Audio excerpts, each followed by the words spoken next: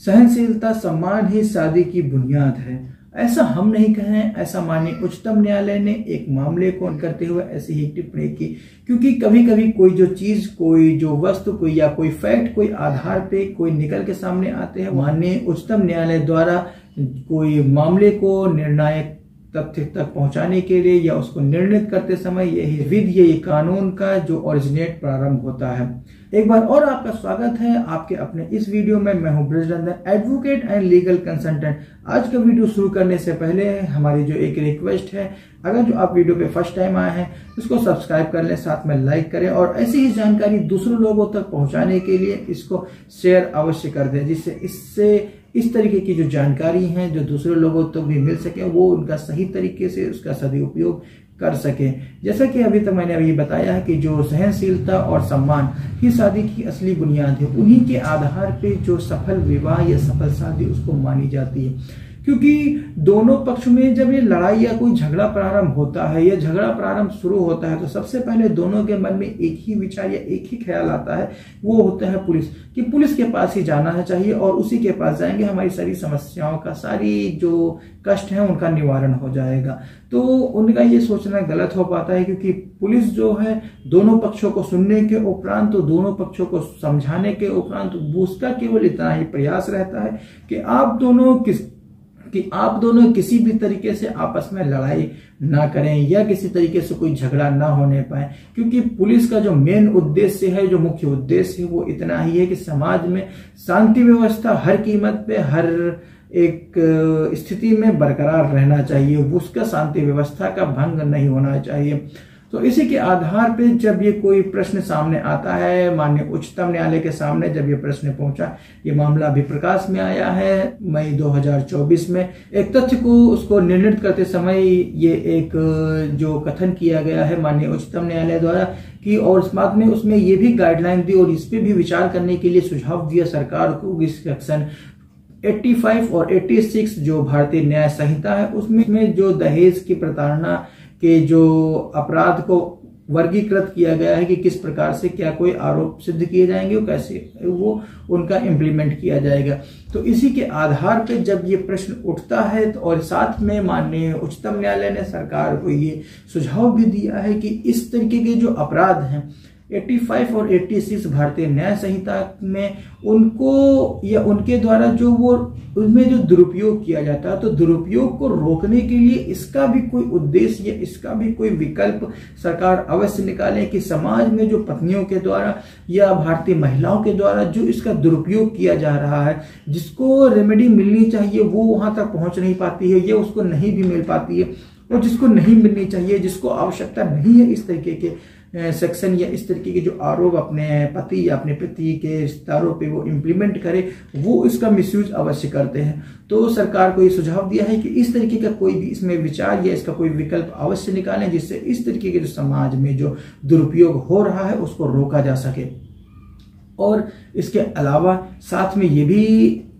अवधारित किया है कि दोनों पक्ष, पति हो चाहे पत्नी हो, दोनों में जब डिस्प्यूट अराइज होता है, और डिस्प्यूट अराइज होने के उपरांत जाहिर सी तौर पे डिस्प्यूट मैंने ये भी देखा है और अब तक मैं ये निष्कर्ष पे निकाल पाया हूं कि डिस्प्यूट जब अराइज होता है वो ससुराल में अराइज होता है, क्योंकि डिस्प्यूट ससुराल के अगेंस्ट में फाइल किया जाता है और उसकी जो रेमेडी जब उसमें मुकदमेबाजी section 12, section 125, 498, 823 such and such अलग अलग जो सेक्शन है जितने भी हो सकते हैं वो इम्प्लीमेंट या एलिगेशन लगाए जाते हैं, वो शादी से जो उनका जो निवास स्थान है, जहां पे शादी करके वो गई हुई थी ससुराल में, वहां से छोड़ के अपने मायके या किसी अन्य स्थान पे अपने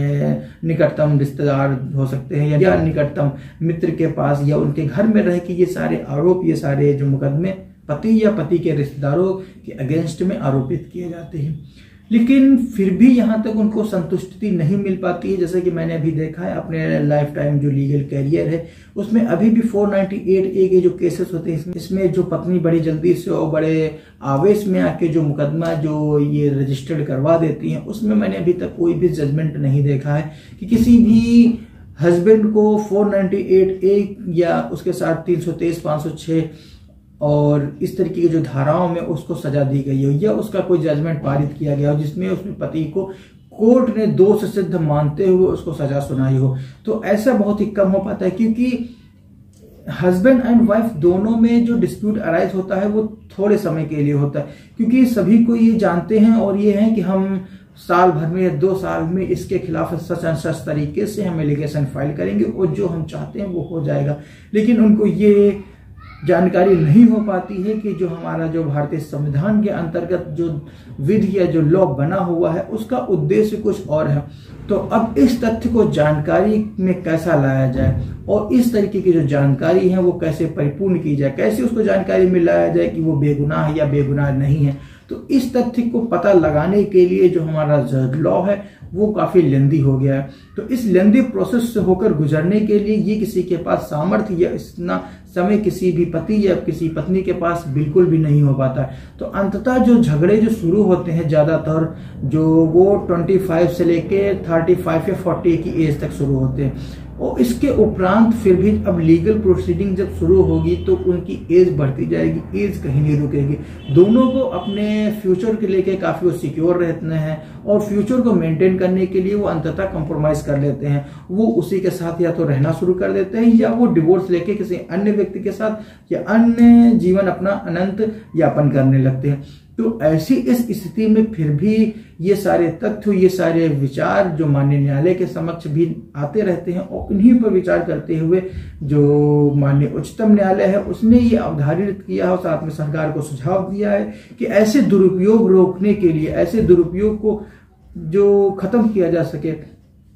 तो इसका कोई विकल्प निकालिए और विकल्प के रूप से कोई कड़ा कानून बनाकर हमारे सामने प्रस्तुत करिए। तो इस सुझाव के साथ और ऐसा जो हुआ है तो जाहिर से तौर पे है कि जो माननीय उच्चतम न्यायालय है उसका निर्णय सभी को मानना पड़ेगा। तो इस तरीके के जो लॉ को मानने के लिए और इस तरीके को इम्प्लीमेंट कराने के लिए जो कोर्ट के जो एस्टेब्लिश लॉ है उसके अंतर्गत जो उसका लेंदी प्रोसीजर है उससे सभी को गुजरना पड़ता है। और एक चीज और मैं बताना चाहूंगा, इस लेंदी प्रोसेस में वो तो हस्बैंड एंड वाइफ दो तो अपना जो जीवन है, अपनी जो लाइफ है, वो तो अपनी जो प्रॉब्लम है वो तो फेस कर ही रहे होते हैं, लेकिन अपने लड़ाई के चक्कर में पति पत्नी दोनों अपने झगड़े, जो उनका निजी झगड़ा है, उन अपने निजी झगड़ों के आवेश में आकर जो उनके अगर जो बच्चे हैं तो बच्चों के भविष्य के बारे में भूल जाते हैं। वो कहीं ना कहीं इतना तक सोचने को तैयार नहीं हो पाते हैं कि अगर जो हमारे डिस्प्यूट, हमारे झगड़े का असर कहां तक जाएगा, क्योंकि जाहिर से तौर पे जो डिस्प्यूट अराइज होता है उसमें दोनों परिवारों का हनन ही होता है, दोनों परिवारों का नुकसान ही होता है। तो अब दोनों परिवार का नुकसान होते हुए भी, पति पत्नी का नुकसान होते हुए भी फिर भी बच्चे का जो भविष्य है या बच्चे का जो नुकसान हो रहा है उसको भूल जाते हैं। और मुझे अक्सर फैमिली कोर्ट में जब मैं पिटीशन या कोई केस कंटेस्ट करने जाता हूं तो बहुत ही दयनीय स्थिति में मुझे वो देखना पड़ता है जो मुझे देखने का मन बिल्कुल भी नहीं कर पाता है कि जो हस्बैंड एंड वाइफ हैं, वेल एजुकेटेड हैं, अच्छी फैमिली से हैं और अच्छे घर से ताल्लुक रखते हैं और वो अपने डिस्प्यूट की वजह से अपने जो आवेश में आकर जो अपना झगड़ा जो कोर्ट में लेकर आए उसके चक्कर में छोटे छोटे बच्चे 4 साल के, 3 साल के, यानी कि कभी कभी मैंने ये भी देखा 5-5, 6-6 महीनों के बच्चे उनको गोदी में लेके और लेंदी प्रोसेस होता है कोर्ट में और कोर्ट में जो भीड़ में आके वो उसमें परेशान होते हैं। तो इस स्थिति में जो बच्चों का जो भविष्य वो तो अंधकारमय हो जाता है, साथ में उनको जो फिजिकली जो उनको कष्ट झेलना पड़ता है क्योंकि वो बता नहीं सकते हैं, किसी से एक्सप्लेन नहीं कर सकते हैं। तो इस तथ्य को और इस फैक्ट को पति या पत्नी दोनों को विचार अवश्य करना चाहिए कि हम दोनों अपने जो झगड़े हैं, अपने झगड़ों के चक्कर में जो भविष्य है उनको परेशान ना करें, जो बच्चे हैं उनके भविष्य को न बर्बाद करें और ना उनको फिजिकली तौर पे उनको टॉर्चर करें। क्योंकि जाहिर से तौर पे अगर जो ज्यादातर मामलों में मैंने ये भी देखा है कि अगर जो बच्चा है चाहे वो मेल बेबी हो या फीमेल बेबी हो, वो ज्यादातर अगर जो छोटा है 4 साल या 5 साल तक अगर जो किसी वजह से मदर के पास है तो वो मदर ही उसको लेकर आती है और मदर भी किसी अन्य व्यक्ति के ऊपर आश्रित है।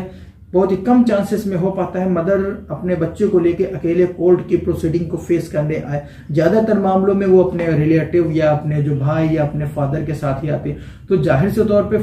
बच्चा तो उन्हीं का है, मेंटेन तो उन्हीं को करेंगे, लेकिन उतने अच्छे तरीके से अपने बच्चे की केयर और मेंटेन वो नहीं कर पाते जितना वो घर पे रह के कर सकते हैं, क्योंकि बच्चे छोटे होते हैं और उनको समय समय पर उनको मेंटेन करने की आवश्यकता अवश्य पड़ती है। तो ऐसी इस स्थिति में जो बच्चे जो छोटे रहते हैं तो उनको किस तरीके से कैसे सफर करना पड़ता है और किस तरीके से फेस किया जाता है, इस बात का ध्यान भी सभी हस्बैंड एंड सभी वाइफ को अवश्य ध्यान में रखना चाहिए। आप अपना डिस्प्यूट किसी भी माध्यम से किसी भी तरीके से अगर जो हो सके, क्योंकि जैसा कि माननीय उच्चतम न्यायालय ने कहा है, क्योंकि अगर जो किसी पक्ष हस्बैंड एंड वाइफ एक के लिए नहीं कहा, दोनों के लिए कहा है, अगर जो कहीं दोनों में से सहनशीलता, किसी भी व्यक्ति के पास कोई भी सहनशीलता की कमी होती नजर आ रही, अगर जो पति या पत्नी दोनों के पास अगर जो कहीं भी कोई भी तथ्य को लेकर अगर जो कोई सहनशीलता अगर जो बनी हुई है, बरकरार है, और इसके साथ में एक दूसरे को सम्मान अवश्य करना चाहिए। अगर जो पति या पत्नी